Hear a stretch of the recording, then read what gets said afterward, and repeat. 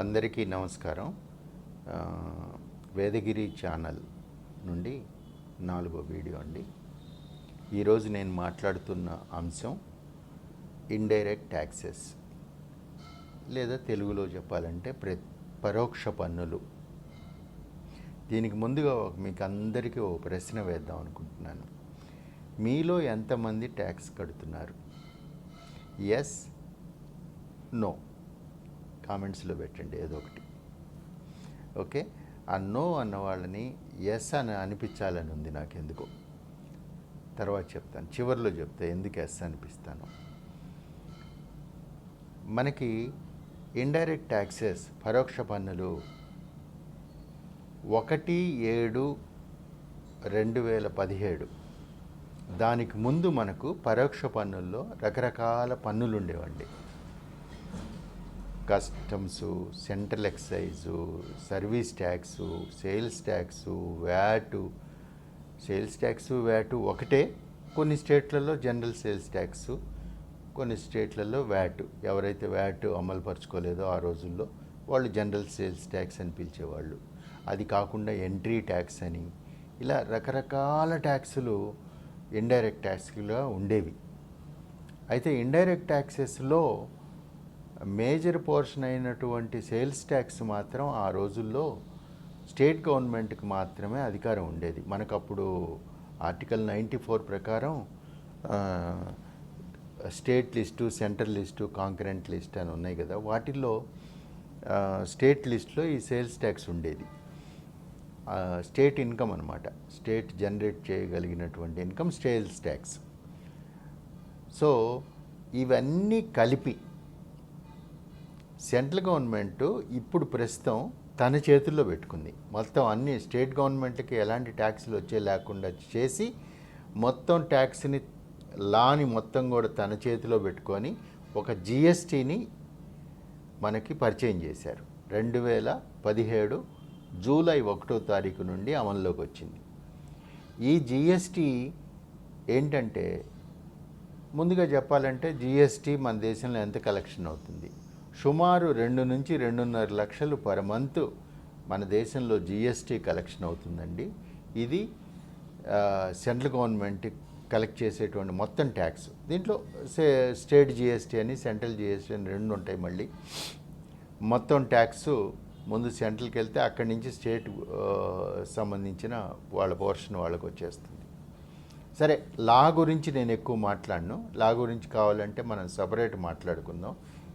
అసలు బిగినింగ్ నుంచి చెప్తాను నేను, అప్పుడు లా గురించి సపరేట్గా మాట్లాడదాం.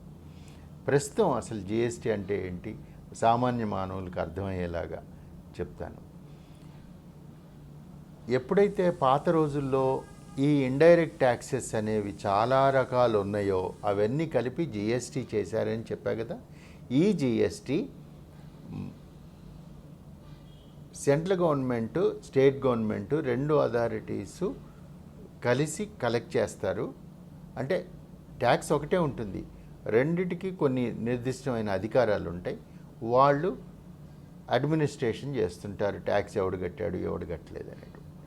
పాత రోజుల్లో ఆ రోజుల్లో ఉన్న సేల్స్ ట్యాక్స్ అయితేనేమి, ఎంట్రీ ట్యాక్స్ అయితేనేమి, ఇలాంటి ట్యాక్సులన్నీ చాలా రకాలు ఉన్నప్పుడు ఇన్ జనరల్గా ఈ వ్యాపారస్తులకి చాలా ఇబ్బంది ఉండేది. నాకు తెలిసి నేను కూడా ఆ ఇబ్బంది పడ్డాను. ఎలాగంటే, అనేక రకాల ట్యాక్సులు ఉన్నప్పుడు అనేక రకాల ఆఫీసర్స్ ఉంటారండి. అనేక రకాల ఆఫీసుల చుట్టూ తిరుగుతుండాలి. వాళ్ళకి రిటర్న్స్ ఫైలు, కొంతమంది రిటర్న్స్ ఆన్లైన్ ఫైల్ చేయమంటారు, కొంతమంది ఆఫ్లైన్ వెళ్ళి వాళ్ళ దగ్గర నమస్కారం పెట్టి ఆ రిటర్న్ ఫైల్ చేసి ఒక ముద్ర వేయించుకొని రావాలి ఎవ్రీ మంత్. ఇలా ఉండేది ఆ రోజుల్లో. సో ఇట్లా 10 రకాల ట్యాక్సులు ఉన్నప్పుడు 10 రకాల ఆఫీసర్లు ఉండేవాళ్ళు, 10 రకాల రిటర్న్స్ ఉండేవి. ఇలా అన్నీ ఫైల్ చేసుకుంటూ వాడి పని ఇదే. ప్రతి నెల వాడు రిటర్న్స్ ఫైల్ చేయాలంటే నెలంతా తయారు చేసుకుంటూనే ఉంటాడు. సో ఇది పాత రోజుల్లో ఇండైరెక్ట్ ట్యాక్స్.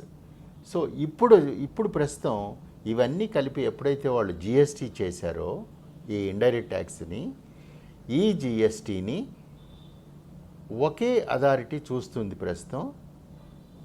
అయితే రిటర్న్స్ ఫైల్ చేయడం దగ్గర నుంచి ప్రతిదీ కూడా ఆన్లైన్ చేశారండి, పక్కడబందీ ఆన్లైన్ చేశారు.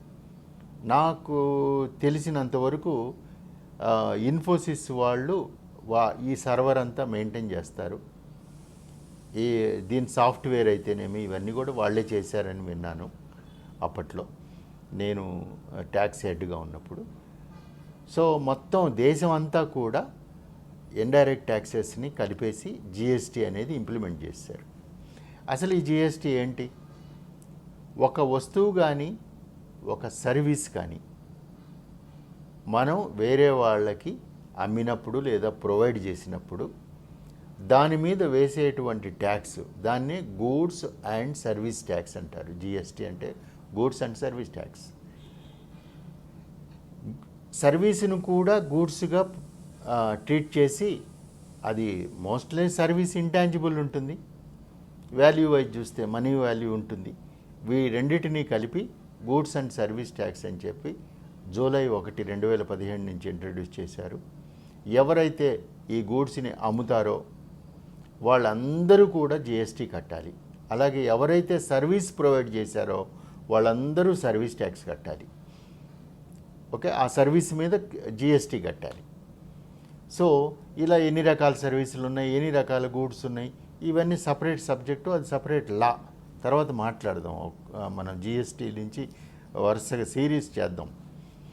సో ఇప్పుడు ఎంతమంది ఒకే వస్తువుని కొన్నా సరే, ఉదాహరణకి నా దగ్గర ప్రస్తుతం ఈ పర్సు ఉందండి. ఈ పర్సు నేను అమ్మాను. నేను ఎవరికైతే అమ్మానో అతను తీసుకెళ్ళి ఇంకొకరికి అమ్మాడు. రెండో వ్యక్తి అతను తీసుకెళ్ళి మరొక మూడో వ్యక్తికి అమ్మాడు, లేదా నాలుగో వ్యక్తికి అమ్మాడు.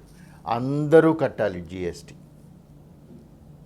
అయితే ఇక్కడ చిన్న వెసులుబాటు ఏంటంటే, తను కొన్నప్పుడు కట్టిన ట్యాక్స్ని మైనస్ చేసి బ్యాలెన్స్ కట్టాలి. అంటే ఇన్ అదర్ వర్డ్స్, అతనికి వచ్చినటువంటి ప్రాఫిట్ మీద ట్యాక్స్ పడుతుంది. ఒక మాటలో చెప్పాలంటే, అమ్మిన రేటు మైనస్ కొన్న రేటు, దాని మీద ట్యాక్స్ కడతాడు. కానీ దాని క్యాలిక్యులేషన్స్ వేరే ఉంటాయి, యాక్ట్లో డిఫరెంట్గా ఉంటాయి. అది తర్వాత మాట్లాడదాం మనం. అలా అంత ఈజీగా ఉండదు. కాకపోతే ఆన్లైన్ అయింది కాబట్టి చాలా సులభంగా ఉంటుంది. అన్నీ ఆన్లైనే, చాలా ఈజీగా ఉంటుంది. సో ఈ జిఎస్టీ ప్రతి కొన్నవాడు లేదా అమ్మినవాడు కడుతూనే ఉంటాడు. అందుకే దాన్ని ఇండైరెక్ట్ ట్యాక్స్ అన్నారు. సో ఇప్పుడు ఈ జిఎస్టీ దేశం అంతా అమల్లో ఉంది. నెలకి 2 నుంచి 2.5 లక్షలు గవర్నమెంట్ కలెక్ట్ చేస్తుంది ఆదాయ ట్యాక్స్ని, జిఎస్టీని. తర్వాత వచ్చేసి ఎవరెవరు కట్టాలంటే మ్యానుఫ్యాక్చరర్సు, ట్రేడర్సు, సర్వీస్ ప్రొవైడర్సు, అమ్మిన వాళ్ళు అందరూ ట్యాక్స్ కట్టాలండి. అయితే కొన్నవాళ్ళు కట్టాలంటే, కొన్నవాడు ఇండైరెక్ట్ కట్టేస్తున్నాడు, అదే ఇండైరెక్ట్ ట్యాక్స్. ఎట్లా? మీ దగ్గర కలెక్ట్ చేస్తాడు వాడు, మీకు అమ్మినవాడు.